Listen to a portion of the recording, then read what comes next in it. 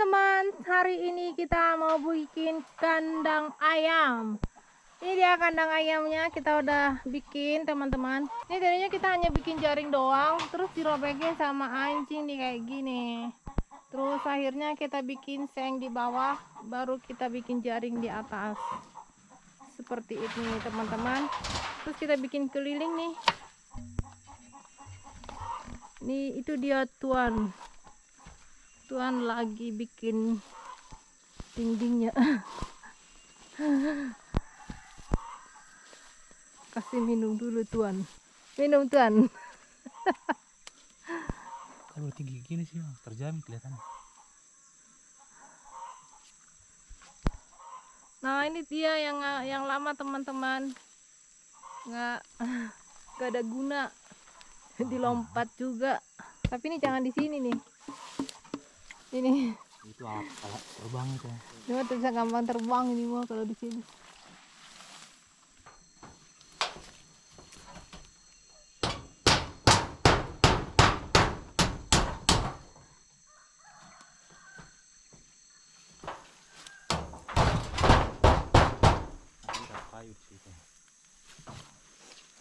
Jadi ini langsung pakai ini.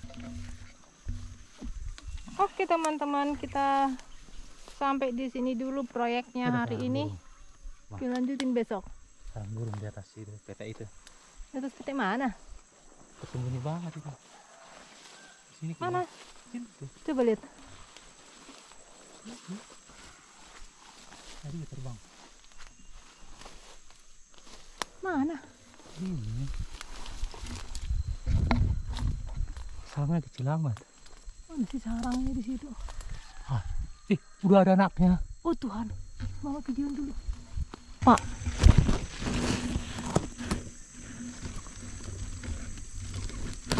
Ini teman-teman sarang burung, anak burung. Aja tuh loh. Akhirnya dia telur di sini. Berapa itu anaknya?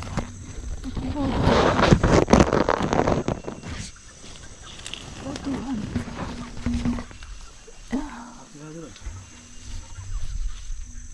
Ini dia teman-teman ya. Nah ini dia jaring-jaringnya, kita pakai ini ya teman-teman. Coba Pak, kayak ini dia supaya dia lengket. Kalau hanya pakai paku doang bisa lepas. Ini dibikin, terus ini lagi ke bawah.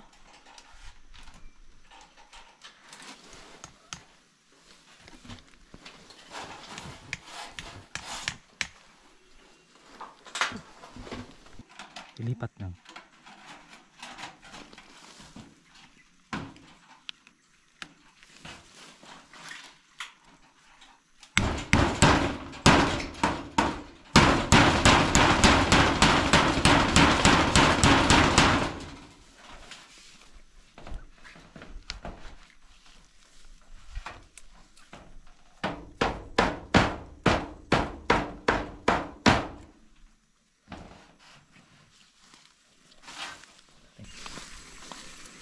Jadi ini dia teman-teman. Jadi nanti ayamnya di sini semua, nggak perlu dikeluarin. Karena bentar lagi kan kita mau nanam jagung. Jadi kan kita lagi proses panen ini. Jadi kalau habis panen kan kita tanam ulang jagung lagi. Jadi supaya kayak kemarin itu aku tanam jagung itu banyak yang nggak tumbuh karena diinin ayam. Cakarin ayam gitu teman-teman.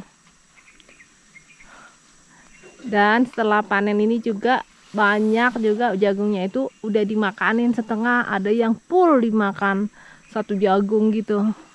Jadi kasihan banget aku, makanya kita bikin kayak gini aja deh kandang ayamnya supaya mereka nggak perlu keluar lagi gitu teman-teman. Ini lagi ayam yang lagi meram teman-teman, kita kasih ayam makanan karena dia takut. Nah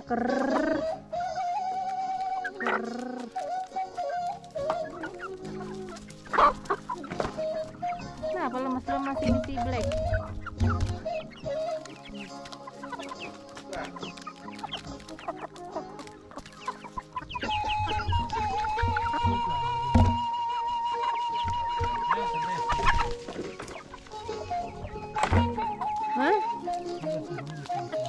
air kena nang ngebutung-butung sudah bebiahi. Bejagungi. Udah kan lebih mangan non. Aku kalau panen jagung aku bawa gini adangan. Aku pakai gini teman-teman. Terus aku bawa satu lagi untuk tempatnya.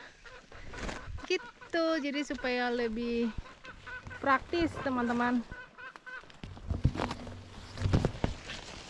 Ini aku singkong aku udah tinggi-tinggi semua. Jadinya aku asal jalan teman-teman. Ini dia mau yang aku panen sekarang ya. Nih lihat nih teman-teman, ini yang dimakanin ayam gini. Habis-habis gitu teman-teman. Nih. Ini teman-teman.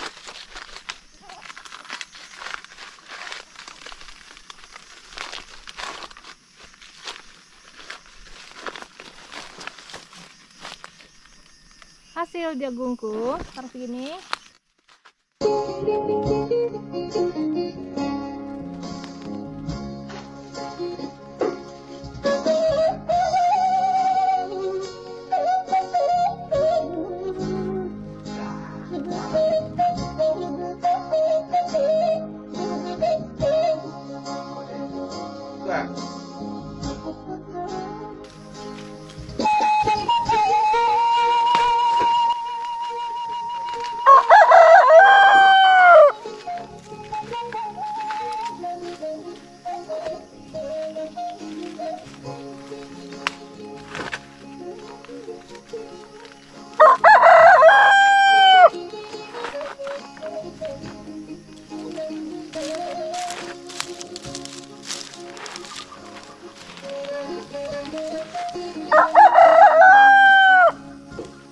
Ayam aku nih. Jadi kalau aku pergi kemana aja, binatang peliharaan ini semua ngikutin aku teman-teman.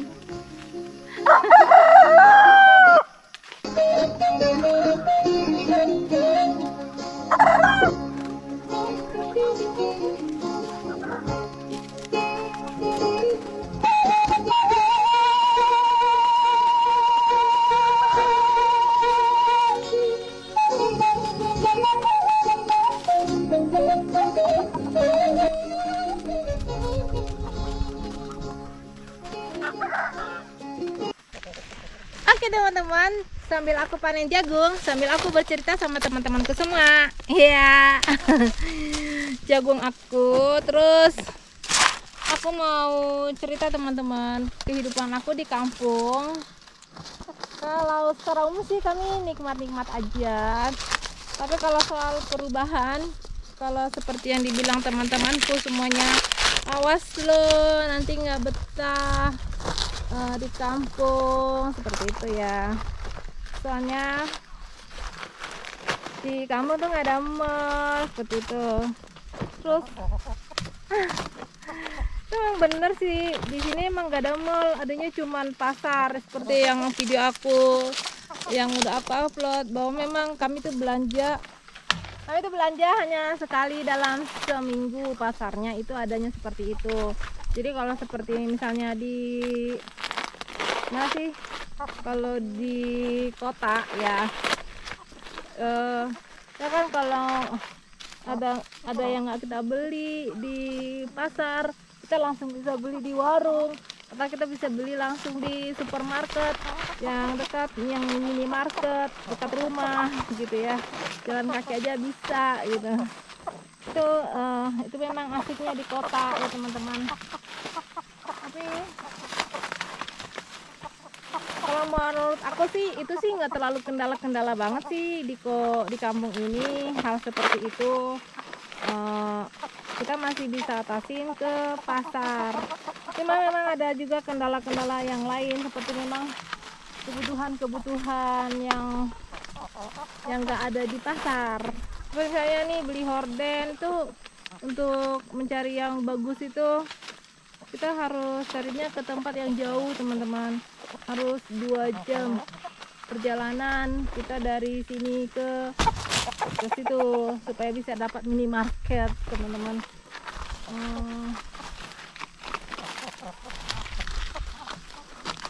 Terus kalau misalnya anak-anak sih yang aku lihat betah-betah aja sih, karena mereka jadi lebih banyak waktu mereka itu untuk permainan tradisional seperti di sini Marsiteka. Kalau kalian apa namanya ya?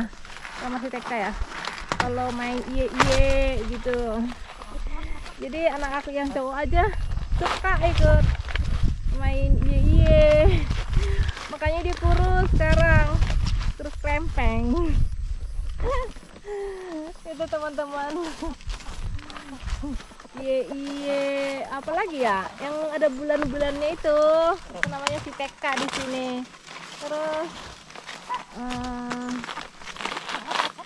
memang sih masalah pendidikan, kalau yang SMP sih kupikir sama-sama aja,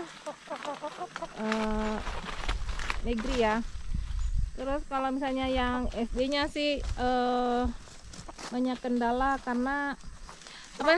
Yang aku masih merasa banyak yang kurang sesuai kalau di desa. Karena apa? Kayak sih pengetahuan gurunya masih banyak yang kurang, nggak semua sih menurut aku, tapi ya ada beberapa yang nggak sesuai. Jadi anak aku yang cewek suka gini, aduh gimana sih masa begitu doang nggak tahu sih gurunya gitu. Tapi banyak juga sih dia juga yang nggak tahu diajarin sama gurunya. Terus kalau soal berteman sih mereka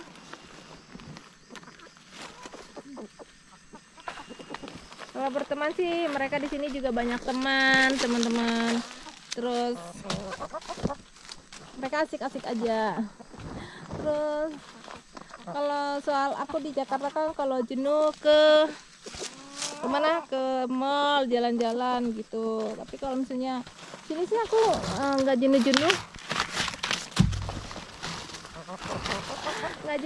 amat. Soalnya apa ya, belum pernah merasa jenuh banget gitu. Karena hidup di desa itu santai. Terus ya seperti ini nggak ada dikejar waktu. Ya suka-suka aku lah. Kalau misalnya aku mau ke ladang, kalau agak siang ke ladang ya nggak apa-apa. Seperti kalian itu apa sih yang membuat kalian nggak betah di kampung? Aku mau nanya deh.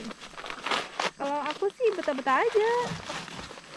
Karena apa ya? Aku orangnya gampang move on kali ya.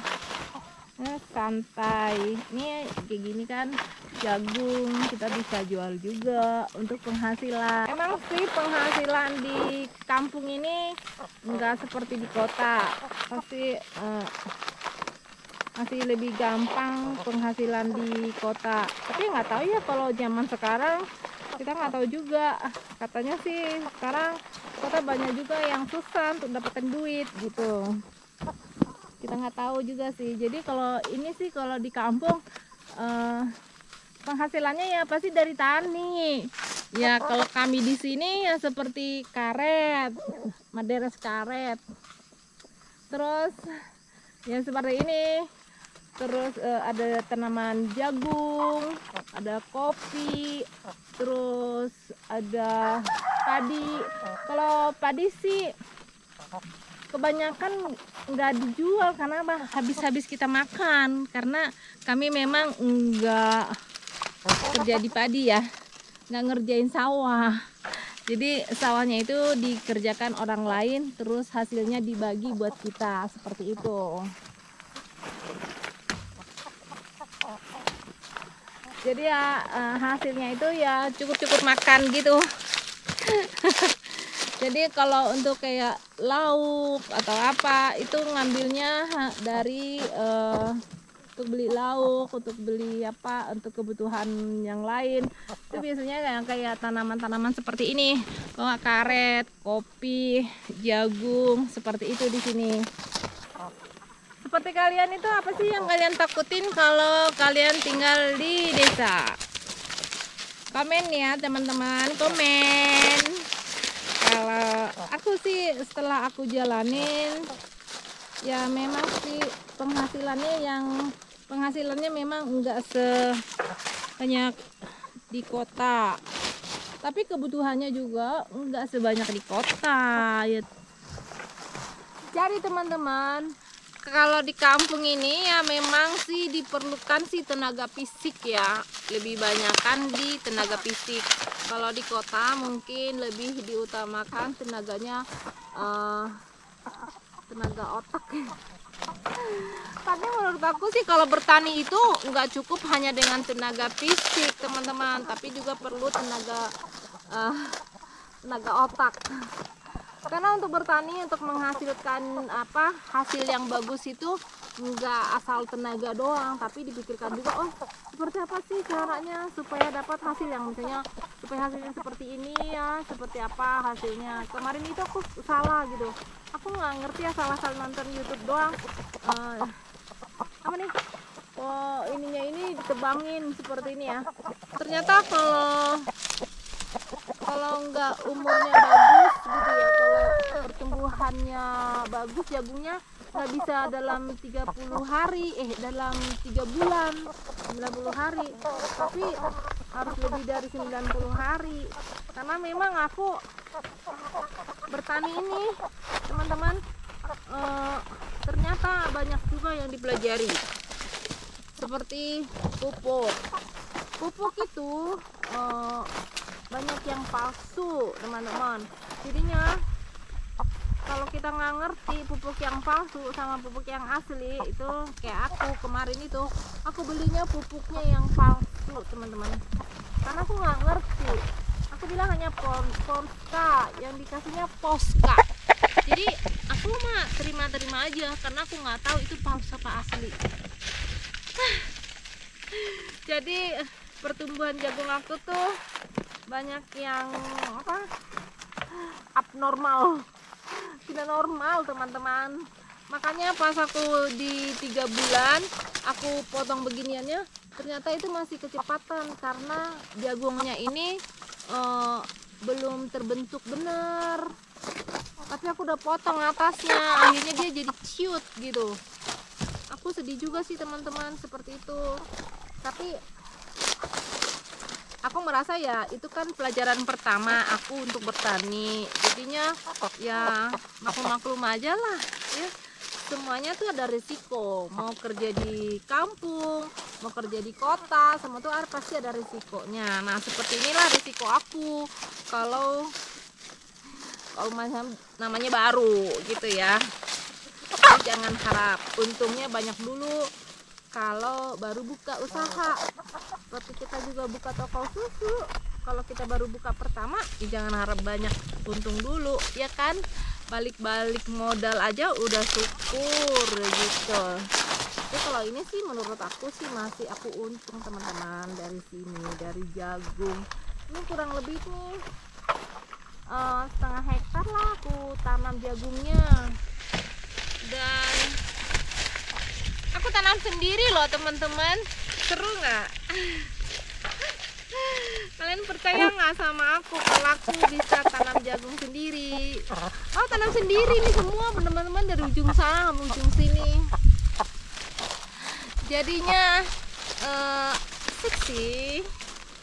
Dan pas terima hasil begini ya ada kesenangan tersendiri seperti itu.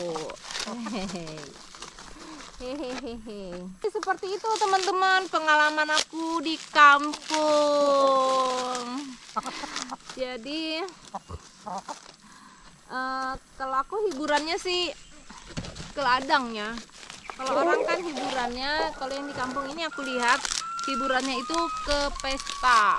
Jadi memang di kampung ini selalu pesta, tapi sekarang aja sih pandemi ini juga di kampung juga pandemi teman-teman, tapi nggak terlalu berasa banget sih. Karena apa, paling pestanya yang dikurangin seperti itu. Nah ini baru pestanya ditiadakan dulu katanya selama 2 minggu tidak boleh berpesta. Jadi kita nggak tahu sampai kapan gitu. Jadi mereka di sini seru-serunya sih di pesta, ketemu semua orang gitu ya. Terus kita kumpul-kumpul, terus ada siapa yang punya duit beli kacang untuk makan rame-rame seperti itu.